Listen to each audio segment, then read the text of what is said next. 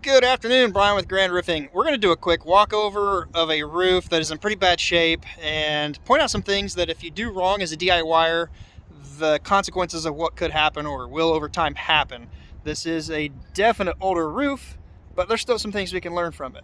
We're going to start right here. I just set the ladder up 5-10 minutes ago, walked it real quick, talked to the owner, and they said it was okay to do this. So first off, starter on the bottom row. If you're gonna do your own roof, you need to make sure you have starter installed on the bottom right here, preferably hung down just a little bit, and you gotta offset your starter rows, whether it's a 3-tab shingle like this or dimensional, it doesn't matter. If not, what you're gonna have is an area where water will come in.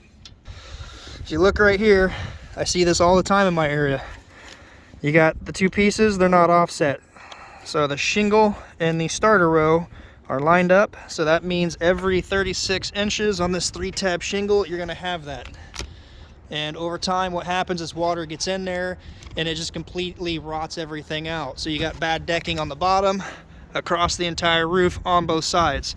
And it's not gonna just set you up for repair bill and leaking right here. What you get now is water going in, doing damage to the soffit, the rafter tail. If you don't have much of an overhang, it's gonna get into your top seal plate, rot out inside, and I can take you around real quick and show you. If you look right here, you can see the soffit is hanging down. Somebody's been up here at some point, put a tarp on it.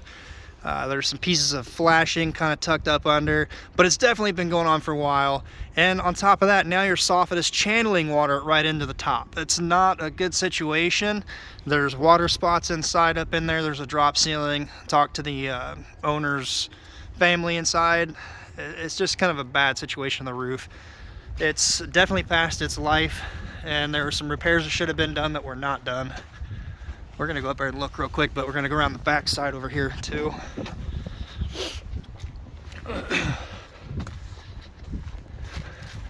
This side has had some soffit damage too.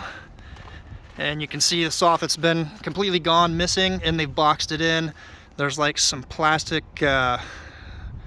honestly, you know what that looks like? That looks like the toe kick you'd have in a kitchen or a commercial building. Just kind of fastened up there to block it off so the birds and critters don't get in. But the issue with the starter offset is exactly the same here. So you got water coming in, it's still coming in, rotting out the wood here. It's just not good. Rafter tails, I imagine, are probably about rotted off on this side. And it stopped about right here, and then just got it kind of boxed in. So let me pause the video, we'll jump up there and do a quick walkover. All right, so we're back up, getting ready to go up it. The other thing, I don't know if I said, your shingles really should be hung down off this a little bit and not use drip edge, but use apron. Let me point that out real quick and why.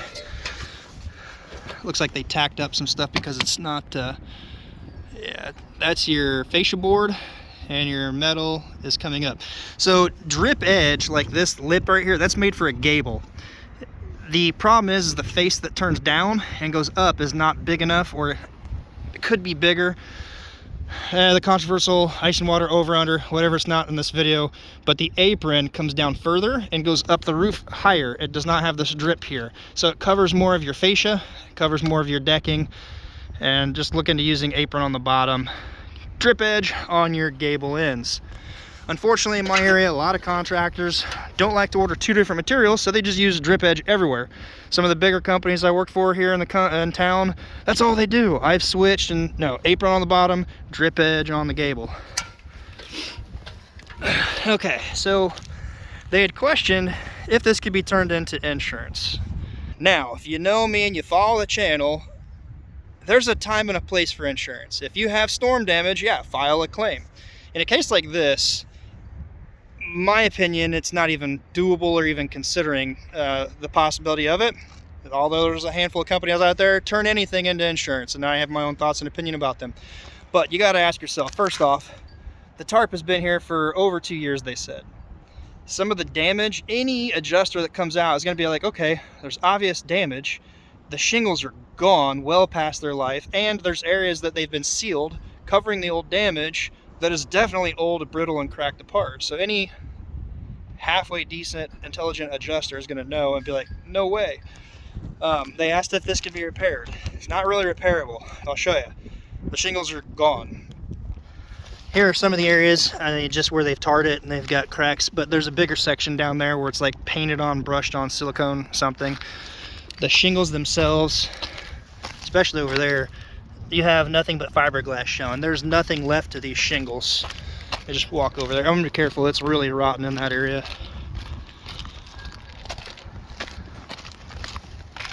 There is absolutely no repairing this. There's nothing left. It's like a porous piece of paper with that fiberglass.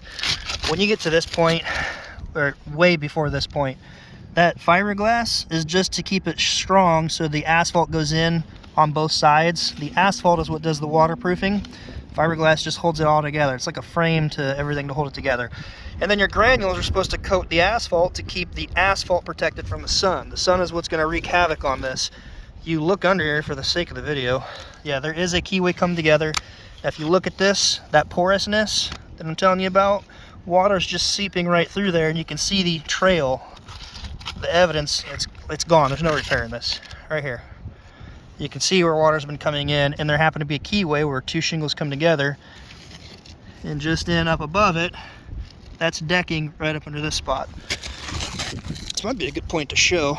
So you have this shingle that's missing, the headlap part under it that goes here. It only goes up so far. I think it's right there. So that part is actually water's getting into it. Point being, this is not repairable at all.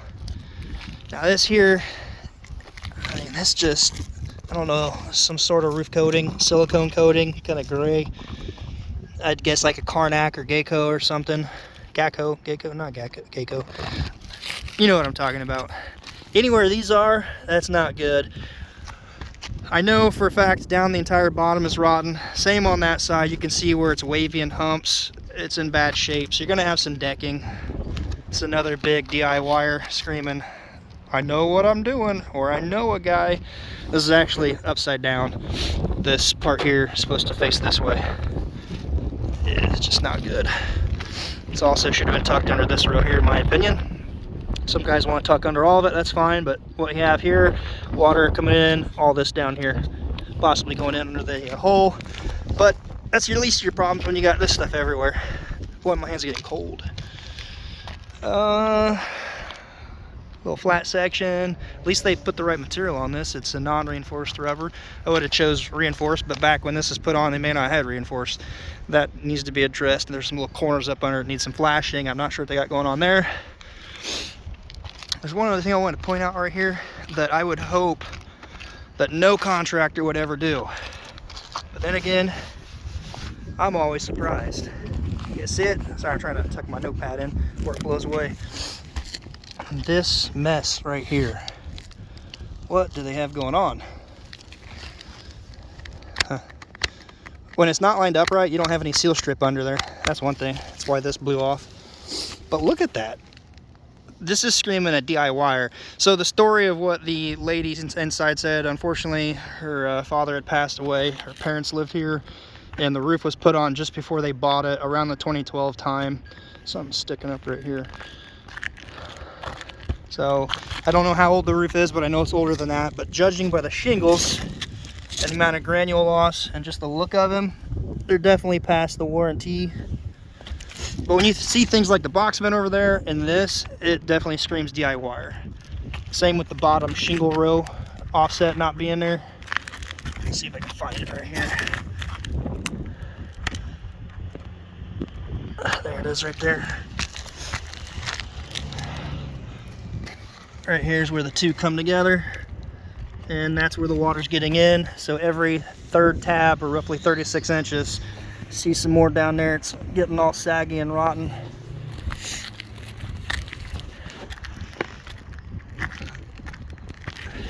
So if you're gonna do a project like this yourself, yes, roofs can be done yourself if you're physically fit, if you've got some people that can help you, but do a little research on what some basic common things are that you need to do. The right material for the job you're working on, the right location on the house that you're using it. For example, drip edge goes on your gable and apron goes on the bottom. I will say, if you plan on doing it yourself, make sure you got some help that you trust and is committed, because I see this a lot where DIYers get into a project, their help usually bails on them because they're not really sure what they're getting into. And then it takes way longer. Weather moves in, typically causes problems. In the end, they're actually in for more by lost wages trying to fix the issue than just paying a reputable contractor in the beginning. So, can it be done? Yes. Do a little digging into how to do things first and have a successful roof install so you don't have an issue like this. I hope the video helps. I need to get going. I'm cold, got some more to do. I grabbed the measurements, so I'm going to figure this for them and just let them know, like, you're going to be in for all the bottom rows. You're talking 2.5 sheets up, so we're just going to figure light item for the decking. Because you're going to have issues like this where you're probably going to have spotty bad wood. Who knows what's going on under this. Is there even a pipe on this roof? No. No, just that one vent right there, and that's it. So it'd be an easy roof to do. But I wanted to share this with you guys. Hopefully it helps and you can learn something. Like I said, if you're gonna do it yourself, there's certain things like this. And all the instructions for like that offset in the bottom are on most shingle bundles. Just do a couple of YouTube searches, use some common sense with it. Just because it's online and on YouTube doesn't mean it's the right way. For that matter, disclaimer, don't listen to me and think, oh, he knows what he's talking about. Use some common sense. If I say something that just doesn't make sense, then dig into it a little bit further. But I do try to share what I know. I don't always claim to be the best. Sorry, I see a little snot dripping there. Anyway, I do this for you. Hopefully it helps. Until next time, be safe, and we'll see you on the next video.